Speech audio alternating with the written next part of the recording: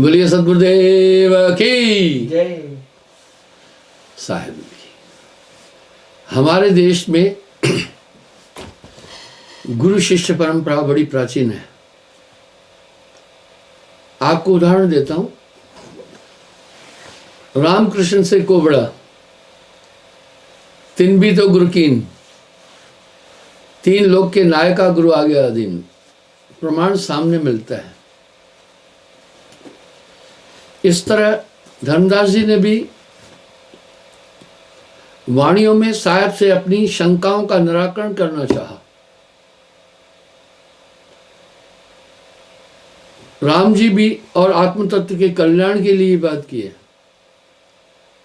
दरअसल इस संसार में वो अज्ञानी है, शास्त्रानुकूल, वो मूढ़ है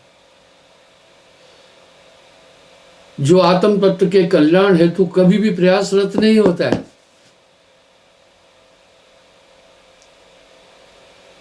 कुछ तो मुक्ति का जतन कर ले। आत्मा का पुरुषार्थ और प्रारब्ध दोनों से संबंध नहीं है।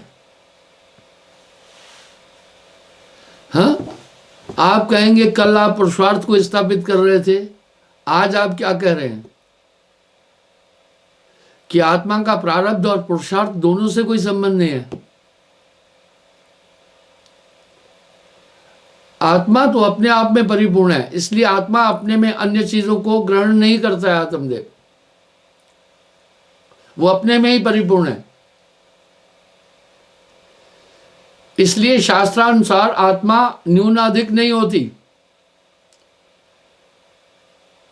आत्मा में ज्ञान प्रविष्ट नहीं किया जा सकता। क्या बात है। कोई भी चीज जब किसी में समाहित की जाती है वो बढ़ जाती है, जब कोई चीज निकाली जाए तो कम हो जाती है, तो जो निकाला गया वो नाश हो जाएगा। इसलिए आत्मा में कुछ भी प्रविष्ट नहीं किया जा सकता है। यहां वशिष्ठ जी ने दैव और प्रारब्ध पर बड़ी बारीक बात बोली है। यही बात तो साहब ने अपनी वाणी में कह दिया, पाप पुण्य यह दोनों बेड़ी। हाँ, पाप पुण्य यह दोनों बेड़ी, एक लोहा एक कंचन के लिए। पाप पुण्य दोनों बंधन के कारण है। निसंदेह ये बात आपको बड़ी अटपटी लगेगी। मैं वशिष्ठ जी के संवाद में आपको ये बात बता देता हूं, आप देखना। और साहब ने भी कहा, लेकिन आप जब तक शरीर में हैं आपको कुछ कृत करना पड़ेगा। जब आप कृत करेंगे तो शुभ ही करना, अशुभ नहीं करना। अशुभ कृत नरक की मार्ग, नरक की तरफ प्रशस्त करते हैं। शुभ कृत स्वर्ग की ओर प्रस्तुत करते हैं। लेकिन ज्ञानानुसार नरक स्वर्ग बीच भाषा करे वो भी स्वप्न रूप है। यहां तक शास्त्रों का मानना है, संतों का, महापुरुषों का, स्वर्ग भी एक भोग लोक है। आपको ध्यान होगा, मैंने मृदगल ऋषि का वृतांत बताया था, आज पुनः दोहरा रहा हूं। मृदगल ऋषि ने भी स्वर्ग को अनहितकारी मान लिया था। महान पुरुषार्थ करने वाले तपस्वी मृदगल कन्नड़ के ऋषि थे। उनके पास एक बार देवदूत पुष्प विमान लेकर आए और कहा, हे ऋषिवर तुम्हारी जय हो। तुम्हारे शुभ कर्म और पुरुषार्थ के कारण तुम्हें स्वर्ग से निमंत्रण आया है, विराजिए, चलो स्वर्ग में। ऋषि मृदगल ने कहा, हे देवदूत, तुम्हारा स्वर्ग कैसा है, क्या विशेषताएं हैं, पहले मुझे बताओ। क्योंकि जो आत्मवेता होते हैं उनके लिए यही स्वर्ग होता है,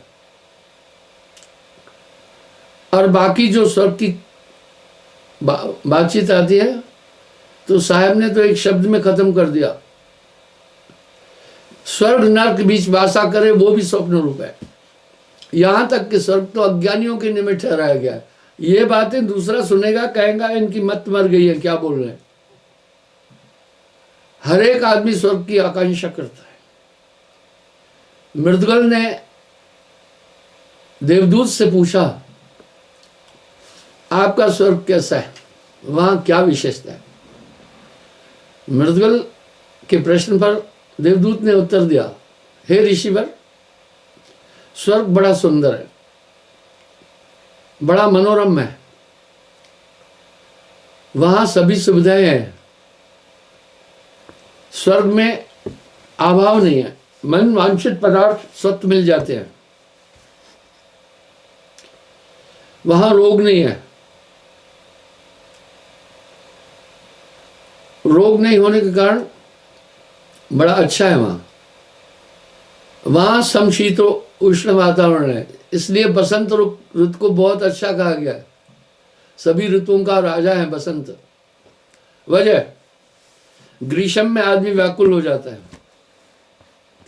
बरसात में कीचड़ और गीला होने के भय से आदमी व्यथित होता है, सर्दी की ठंड से ठुठुर कर परेशान हो जाता है। इसलिए बसंत समशीतोष्ण ऋतु है, इसलिए उसे ऋतुराज भी कहते हैं। बोला वहां समशीतोष्ण वातावरण है और चारों तरफ वहां फूल खिले हैं, सुंदर सुंदर फुलवाड़ियां हैं। सबके हाथ और गले पैरों में फूलों की मालाएं हैं जो अद्भुत सुगंध देती है। आप अनुभव करते होंगे सुगंध से। आप इस तरह देवदूत ने स्वर्ग का वर्णन बहुत सुंदर शब्द से करके बताया। मृदगल ऋषि ने पूछा, हे देवदूत, स्वर्ग में अभाव क्या है, ऐसा क्या है जो वहां ठीक नहीं है। बोला, ऋषिवर, स्वर्ग में पहली बात भय है।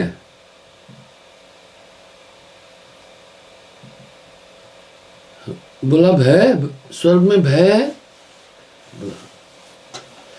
क्योंकि सबके गले में, बाजुओं में पुष्पों की माला है। जब पुण्य क्षीण होने वाले होते हैं वो कुमलाती है,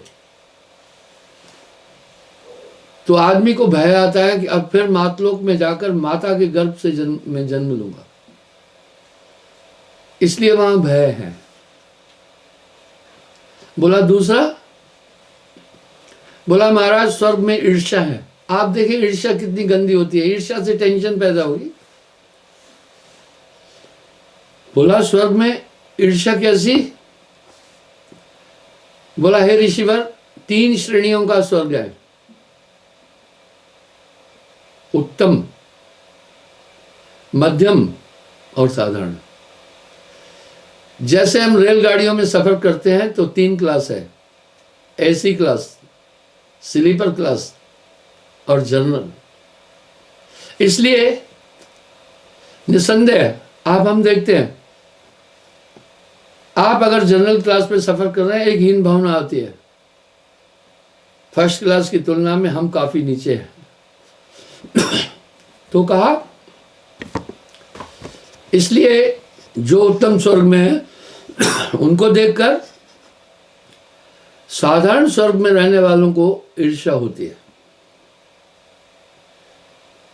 इसलिए वहां ईर्ष्या है। बोला, और बोला, हे ऋषिवर, स्वर्ग केवल भोग लोक है, वहां पुरुषार्थ नहीं है। केवल अपने किए हुए कर्मों का फल पाने के लिए मनुष्य स्वर्ग में जाता है। जैसे हम पृथ्वी पर गरीब हैं तो उद्यम करके पुरुषार्थ करके अमीर बन सकते हैं, चेष्टा कर सकते हैं, प्रयास कर सकते हैं। वहां कोई प्रयास नहीं है, वहां बस वो कर्माणि बंध्या स्वर्गादि लोक है। वासुदेव कृष्ण ने भी कह दिया, सिर्फ अपने कर्मों का फल भोगने के लिए मनुष्य यहां आता है। ठीक वैसे ही जैसे कोई टूरिस्ट है, जाता है कहीं घूमने, जितना धन है जब तक वो ऐश्वर्य कर सकता है, धन अभाव में उसको वापस आना पड़ता है। मृदगल ने कहा ये 3 दोष हैं स्वर्ग में। देवदूत ने कहा, मृदगल ऋषि ने कहा, हे देवदूत तुम्हारा बहुत धन्यवाद, आप जाओ, मुझे स्वर्ग नहीं चाहिए, मैं स्वर्ग में नहीं जाऊंगा। बोला क्यों? बोला आपका स्वर्ग दोष युक्त है, जहां ईर्ष्या है वहां ग्लानि है, वहां सुख नहीं हो सकता है। ईर्ष्या और राग तो एक अंगार की तरह है, हाथ में अंगार रखोगे तो हाथ झुलसेगा। इसलिए जब आप ईर्ष्या रखेंगे, अगले को चाहे इसका प्रभाव पड़े न पड़े, आप पर पड़ेगा। इसलिए राग द्वेष आदि नहीं रखना चाहिए। यहां साहब ने संतुष्टि का एक शब्द बड़ा सुंदर कहा, ना देख पराई चोपड़ी, ना ललचाइए जीव। ना देख पराई चोपड़ी, ना ललचाइए जीव, रूखी रोटी खाए के ठंडा पानी पिए। इसलिए ये संसार है, शुभाशुभ दोनों कर्म बंधन के कारक हैं। आत्मा में क्रिया और आत्मा शुभ अशुभ दोनों से परे है। क्या आत्मा की व्याख्या की है शास्त्रकारों ने, साहब ने तो खूब कह दिया। तो बंधो, क्योंकि शुभ अशुभ दोनों कर्म बुद्धि द्वारा किए जाते हैं और भौतिक जगत में किए जा रहे हैं। इसलिए साहब बोल रहे हैं, पाप पुण्य पर पाप पुण्य यह दोनों बेड़ी एक लोहा एक कंचन के दी। अब यहां सवाल आया, गुरुजनों को हम जो दान पुण्य कर रहे हैं, क्या वो भी बंधन कारक हैं क्या? यहां साहब ने अपना मत साफ रख दिया है। मैं किसी को पंडा पट्टी नहीं पढ़ाता हूं। माया है 2 भांत की, जो कर जाने कोय, एक मिलावे पीव से एक नर्क ले जाए। दुनिया के अंदर अगर दान का सबसे उपयुक्त पात्र किसी को माना गया है तो गुरु को। गुरबिन नाम जो लेत है, गुरबिन नाम जो लेत है, गुरबिन देते दान,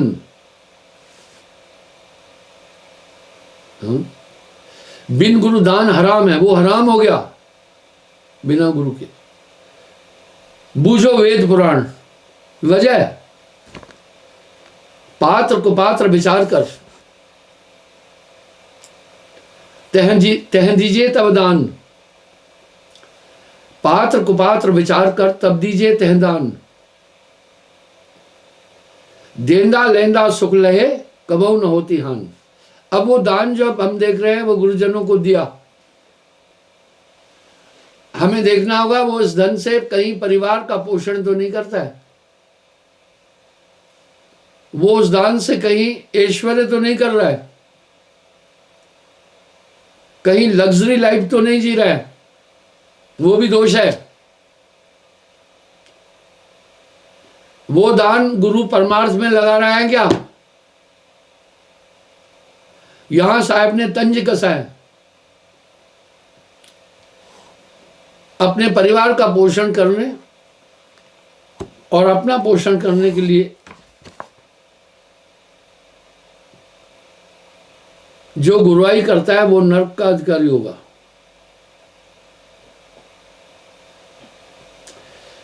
पेट के कारण करे गुरुवाई, पीढ़ी सहित नरक में जाएगी।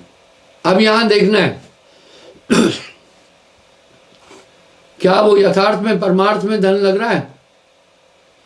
क्या गुरु चैतन्य है? क्या गुरु उचित अनुचित समझता है? क्या उस धन का वो प्रयोग उचित कर रहा है? आपको देखना है। अगर वो धन का उचित प्रयोग नहीं कर रहा है तो धन देने वाला भी दोषी है। यहां साहब साहब बोल रहे हैं, पात्र को पात्र विचार कर तब जी दीजिए तें दान, देंदा लेंदा सुख लहे कबो न होती हान। उदाहरण के लिए देखना है कि मेरा दिया हुआ धन परमार्थ में लग रहा है या निज स्वार्थ में लग रहा है। परमार्थ क्या है कि आगंतुक लोगों को भोजन की व्यवस्था है या नहीं है, उनकी सुख सुविधा के लिए वो धन है या नहीं है, उनके रहन सहन खान पान के लिए धन है या नहीं है, और वो धन वो गुरुजन किस तरह से इसका उपयोग कर रहे हैं, मेरे दिए हुए धन का उपयोग हो रहा है या नहीं है, ये दान देने वाले का कर्तव्य बनता है ये विचार करना। मैं ये मानता हूं ईश्वर के नाम से दान लिया हुआ धन अगर दुरुपयोग में होता है तो इसके प्रति 5 लोग हैं। पहला, दान देने वाला। दूसरा, दान लेने वाला।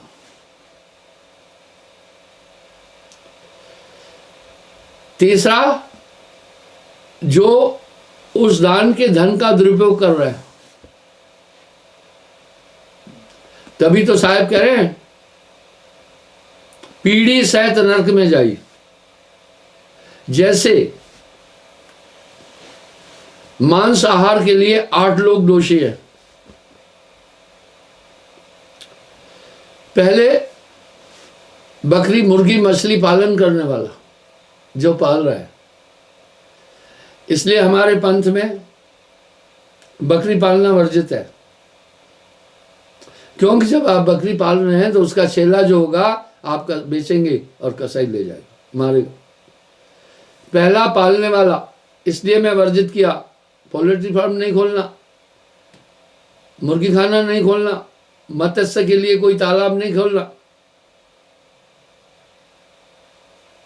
और बकरी भी नहीं पालना।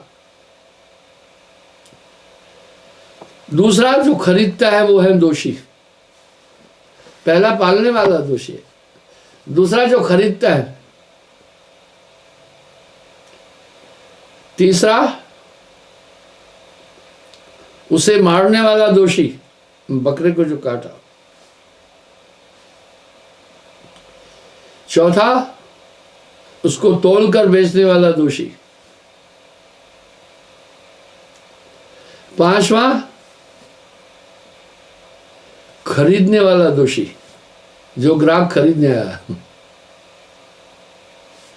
छठा बनाने और पूरी उसकी व्यवस्था करने वाला दोषी,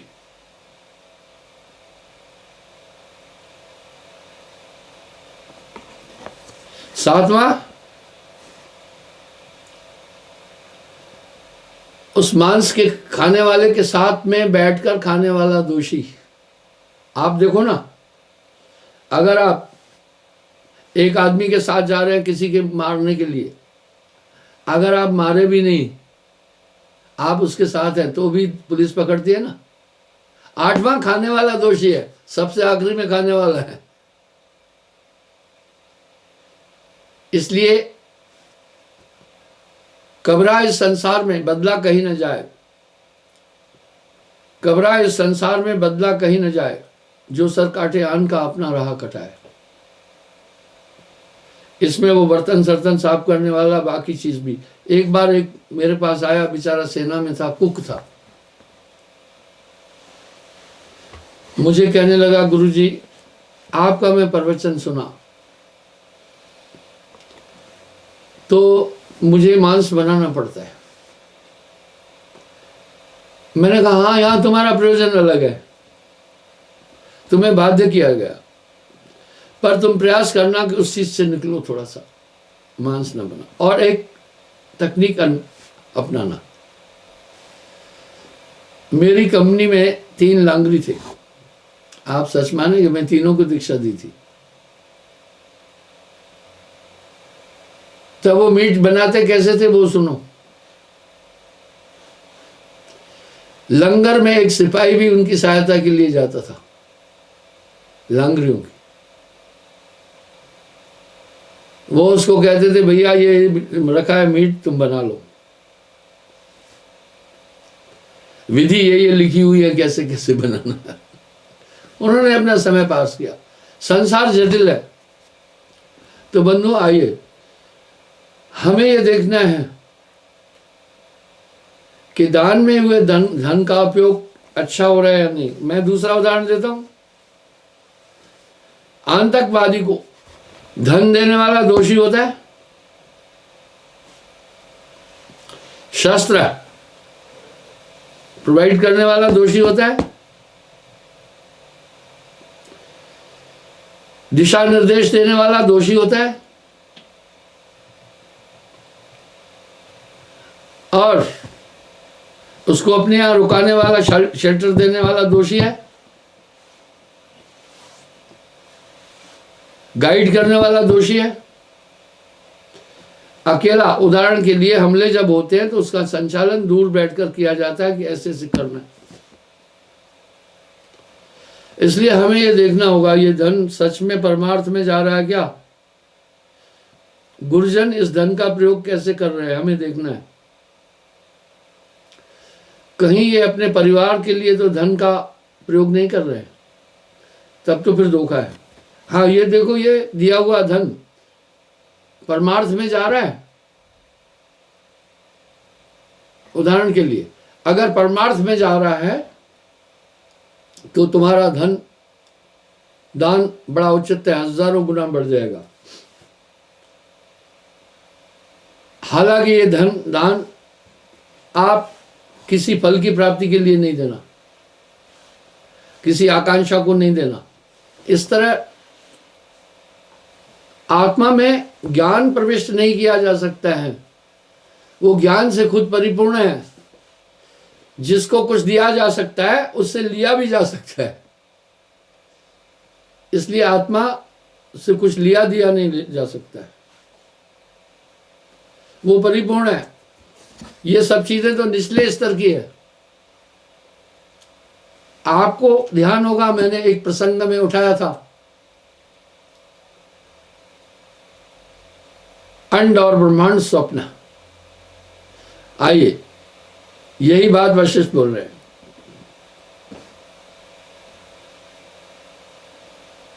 बड़ा अच्छा कह रहे हैं।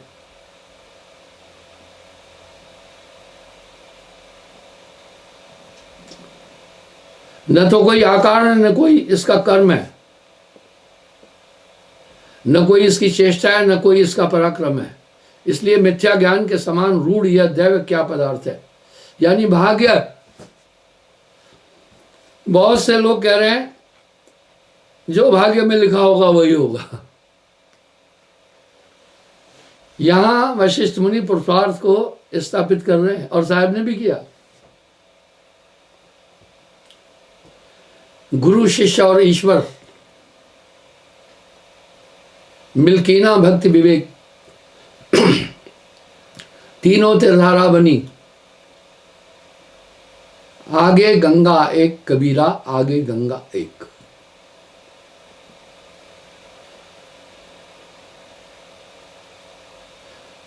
इसलिए मिथ्या ज्ञान के समान रूढ़ यह दैव क्या पदार्थ है, अपने कर्म के फल प्राप्त होने पर इस कर्म से यह फल होता है। इस प्रकार की जो ये वाणी है सो ही देव नाम से प्रसिद्ध है। उन्हीं वाणियों से मूढ़मति मनुष्य ने भ्रम से देव ऐसा निश्चय कर लिया है जैसे भ्रम से रस्सी को सांप समझा जाता है। वशिष्ठ जी बड़ा कड़क बोले, वशिष्ठ जी ने इतना कड़क बोला है कि आपको मैं क्या बताऊं। मेरे ख्याल से सभी ज्ञान वेताओं ने अपनी बात दृढ़ता से रखी है।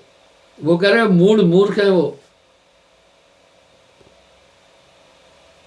ऐसी वाणियां सुनकर उसने ये धारणा बना दिया।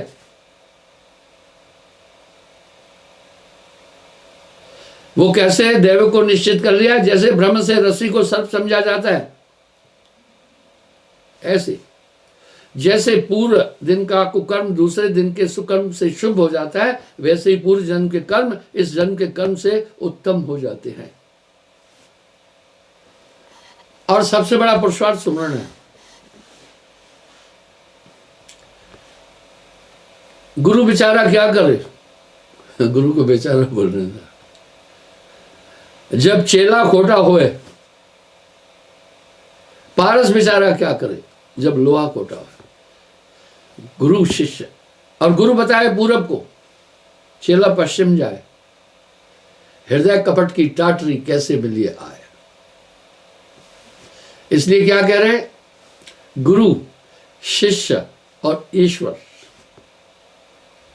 मिलकीना भक्ति विवेक, तीनों तरधारा बनी आगे गंगा। ठीक ये वैसे ही है जैसे पाक भोजन पाक क्रिया में तीन चीजों का समावेशन है।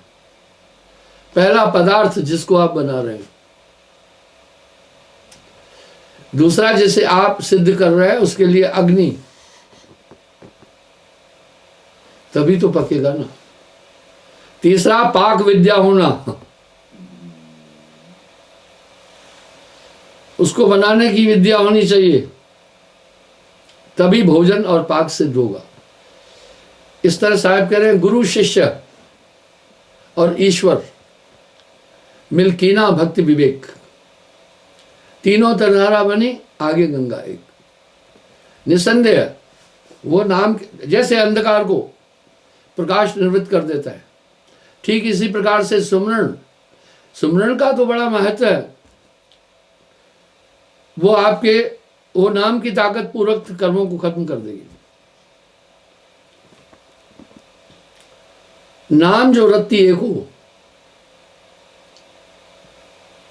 पाप जो कोटि हजार, सवै जार कर छार करे, जैसे चिंगी आग की पड़ी पुरानी घास। इस तरह वो नष्ट कर देता है वो सुमरण। वो एक दिव्य ताकत है नाम। इसलिए साहब अगर घूम कर आएंगे नाम पर रुक रहे हैं। साहब एक बात करें, बचियो एक उपाय, अन्यथा तुम अपने अंदर के इन विभत्स शत्रुओं को कभी विजय इन पर प्राप्त नहीं कर सकते हो। वशिष्ठ जी ने एक बात तो स्पष्ट की,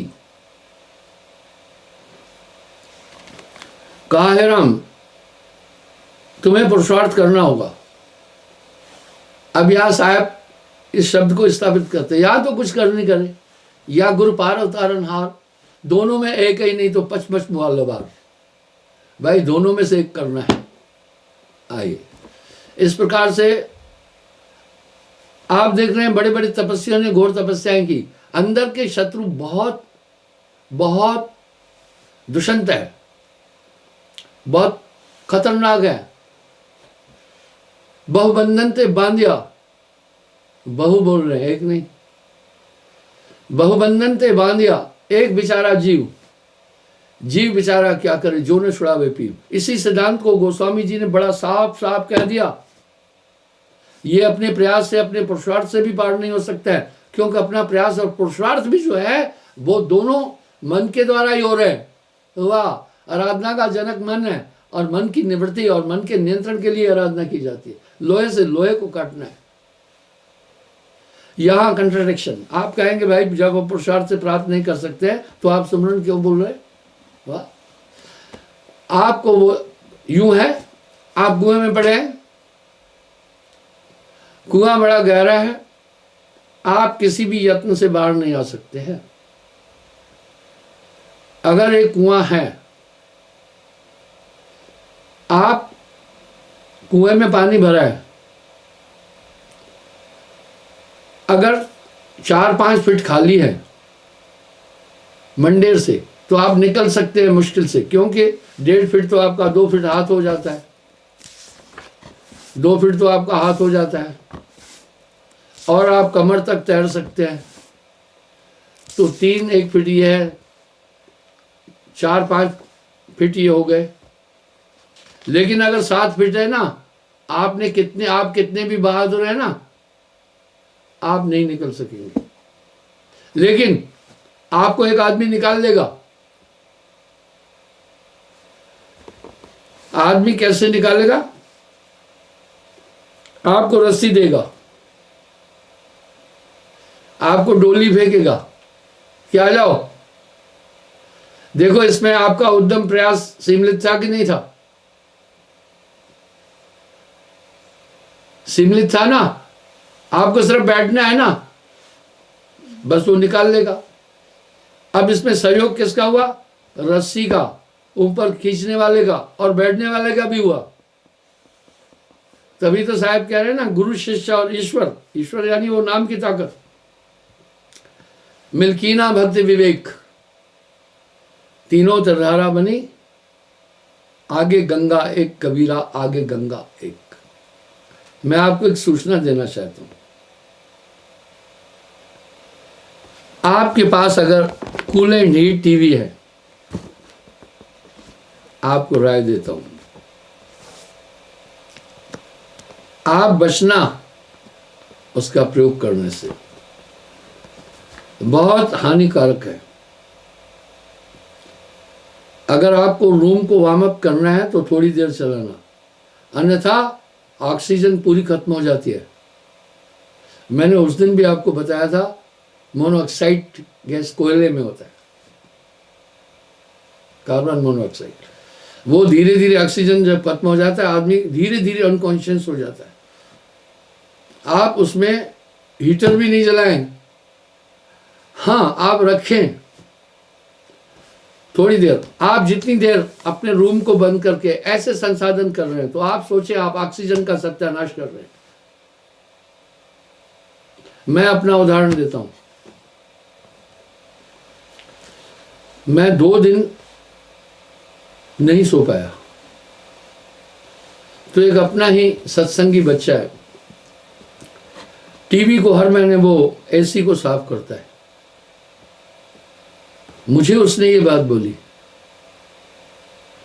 गुरुजी, जो आप ये गर्म हवा टीवी की जो है, ये नींद नहीं आने देती है। ओह अच्छा, नींद में हमारे मस्तिष्क को ऑक्सीजन की जरूरत पड़ती है। आपके कमरे में अगर वो चल रही है तो सावधान, आपका मस्तिष्क हाइपर होगा। इसलिए इन संसाधनों को नापना करके कम मात्रा में अपनाएं, अन्यथा आपको नींद नहीं आएगी, आप समझ भी नहीं पाएंगे। आखिर कमरे में सिगड़ी जलती हुई कोयले की रखते हैं तो लोग मर क्यों जाते हैं? धीरे धीरे उसकी हीट में मोनोऑक्साइड जो गैस है, ऑक्सीजन को एंड करती जाती है। पर इतनी चालाकी से करेगी, आप नहीं जान पाएंगे। पहले आपको मदहोशी आएगी थोड़ी थोड़ी, तो आप सोचेंगे ये नींद आ रही है। नहीं, अब आप मृत्यु की गोद में जा रहे हैं। ठीक है, कोशिश कीजिएगा। मैं ये नहीं कह रहा हूँ, ठीक है, आप अगर रख रहे हैं थोड़ी देर हीट ले लें, कंटिन्यू नहीं। रात को आप कभी भी ऐसे हीटर ऐसी एसी लगाकर मत सोना। आजमाना है तो आप देख लेना, आपको बहुत नुकसान हो जाएगा। तो बंधुओं, आइए, यहाँ पर साहब ने, वशिष्ठ जी ने पुरुषार्थ को, प्रारब्ध को डोमिनेट करने का साधन बोला है। अब यहाँ साहब कह रहे हैं गुरमुख ला ले गए, नानक देव जी भी कह रहे हैं। साहब कह रहे हैं गगन मंडल में उर्दमुख किया, गुरमुख साधु भर भर पिया, निगुरा प्यास मैंने बन किया, जाके ही अंधियारा। इसका मतलब है आपकी भूमिका है, गुरमुख बनिए भवजल तरिए, आपकी भूमिका है, आप अपनी भूमिका समझना। यहां तो साहब भी व्यथित होकर बोले, काल का जीव माने नहीं, मैं कोटिन कहूं बुझाए, मैं खींचूं सतलोक को, ये बांधा जम पर जाए। गुरुमुखता और सुमरण बहुत जरूरी है जीवन के लिए। हालांकि ये पुरुषार्थ है, पर ये पुरुषार्थ आपको अनंत की तरफ ले जाने में सहायक है। तभी तो कहा, माया है दो भांत की, जो कर जाने कोई, एक मिलावे पीप से एक नर्क ले जाए। इसलिए सतर्क रख सुमरण जरूर करना। जब आप सुमरण कर रहे हैं, सच्चा सुख प्राप्त होता है, क्योंकि हमें सुख दुख तो कल्पनाओं से होता है। जब हम सुमरण कर रहे हैं हमारी सुख दुख दोनों कल्पनाएं रुक जाती है। ऐसे ही बोल दिया क्या साहब ने, चिंता तो सतनाम की और न चितवे दास, जो कुछ चितवे नाम बिन वही काल की फांस। अगर आप उस सुख को एक बार अनुभव कर लेंगे ना तो ठीक वैसा ही आप करेंगे जैसे मरुस्थल में तपती हुई रेत में चारों तरफ बड़ी ऊष्मा है, आदमी को एक पेड़ सबसे बड़ा सहारा है। इस तरह संसार में केवल नाम सहारा है, सुमरण सहारा है। वाह, सुमरण से सुख होता है, सुमरण से दुख जाए, कहे कबीर सुमरण किए साईं माया समाए। और सुमरण में सबसे बड़ा है गुरु का ध्यान और सुमरण। आज एक बालिका को मैंने कहा नेगेटिव नहीं सोचना, इससे थोड़ा शरीर पर असर पड़ेगा, जब ऐसा हो सांस पे सुमरण करना। उसने बड़ा प्यारा उत्तर दिया मुझे, बोला मैं सुमरण कभी किया नहीं, बस आपका ध्यान कर लेती हूँ। मैंने कहा वेरी गुड, फिर आगे बात ही खत्म है। ध्यान मूलम गुरु रूपम। तो भैया ध्यान, नाम ध्यान बल हंसागर जाई, क्या रे काल तू करे बढ़ाई। इसलिए ये ध्यान रखो, सच्चा सुख आपको इसी में प्राप्त होगा। ये मन कल्पना ये आरे है मन की, इसमें जगत कटता जा रहा है। बस सुमरण के अलावा इस संसार में सब अनित्य है। खावता पीवता जागता सोता, कहे कबीर तो रहे माई। ये नहीं कह रहा हूँ अपने दायित्व को पूरा नहीं करना, अरे चलते फिरते भी सुमरण करना। नानक जो निस्दिन भजे रूप राम तह जान, हरिजन हरि अंतर नहीं है साची, नानक साची मान। उसी का तद्रूप हो जाता है। जिसका जहाँ ध्यान है वो उसी में समा जाता है। जब उसमें समा जाता है, आप आग में हाथ देते हो तो आपको हीट लगी ना, आप बर्फ में हाथ देते हैं तो आपको शीतलता लगी ना। जिसका भी ध्यान करोगे उसके गुण और रूप आ जाएंगे। नाम लेत रूप में देखे, आवत हृदय स्नेह विषय के। अच्छा, क्षमा चाहता हूँ, मैं आपको, आज मेरा प्रोग्राम है दूरदर्शन में और ऑल इंडिया रेडियो में। वो क्यों है आप सुने।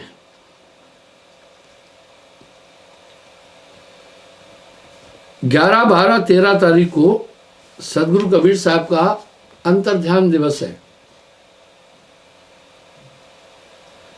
इसलिए मुझे वहां से ऑफर आता है दूरदर्शन से कि महाराज आकर के कबीर निर्वाण दिवस, कबीर अंतर्ध्यान दिवस के विषय में थोड़ा जागृति दें। ऐसा ही ऑल इंडिया से भी। तो 11, 12, 13 को हम एक लघु रूप में, क्योंकि इस समय थोड़ी सी बंदिश है यहाँ, ये भोपाल में था। वैसे मैं ये सदगुरु कबीर साहब का अंतर्ध्यान दिवस मैं भोपाल में मनाता हूँ, पर अभी मैं नहीं जा पा रहा हूँ कोविड-19 के कारण से। तो ये वो दिन है, आपको इस दिन का स्मरण करना है। धन्यवाद। कल मैं पुनः हाजिर हो जाऊंगा। साहेब।